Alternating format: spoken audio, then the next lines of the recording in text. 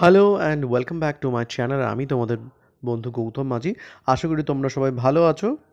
আম, অবশেষে অপেক্ষার অবসান, কারণ তোমরা অনেক দিন ধরেই বলছিলে যে তোমাদের সেমিস্টার সিক্সের পার্টিকুলারলি রেজাল্ট কবে প্রকাশিত হবে।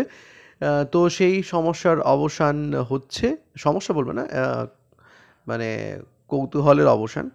অর্থাৎ রেজাল্ট প্রকাশিত হতে চলেছে কিন্তু 27 আগস্ট কলকাতা বিশ্ববিদ্যালয়ে সেমিস্টার সিক্সের রেজাল্ট প্রকাশ করতে চলেছে এবং দুপুর 2টো থেকে সেই রেজাল্ট দেখা যাবে, যেমনটা তোমরা জানো। আর দুটো ওয়েবসাইটে, যে ওয়েবসাইটগুলো তোমরা এতদিন ধরে চেক করে আসছো, সেই ওয়েবসাইটগুলো আরেকবার দেওয়া হয়েছে। সেখান থেকেই তোমরা রেজাল্ট চেক করতে পারবে।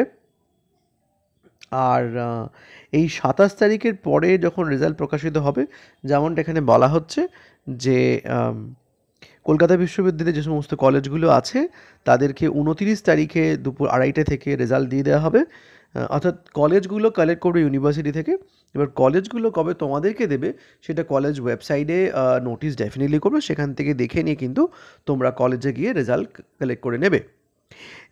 মনে রাখবে কিন্তু রেজাল্টই তোমরা এখন পাবে, কিন্তু গ্র্যাজুয়েশন সার্টিফিকেটটা এখন তোমরা পাবে না।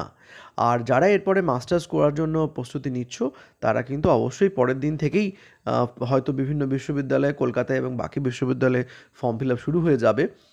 যদিও যাদবপুর এবং প্রেসিডেন্সি ইউনিভার্সিটিতে অলরেডি শুরু হয়ে গেছে এবং শেষও হয়ে গেছে।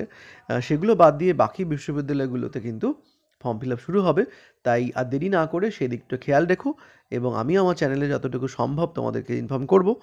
তো প্রত্যেকের ভালো হোক রেজাল্ট এবং প্রত্যেকেই এগিয়ে যাও, এই শুভকামনা রেখে এখনকার মতো এটুকুই জানিয়ে এই ভিডিওটা এখানেই শেষ করছি। ভালো থেকো প্রত্যেকে।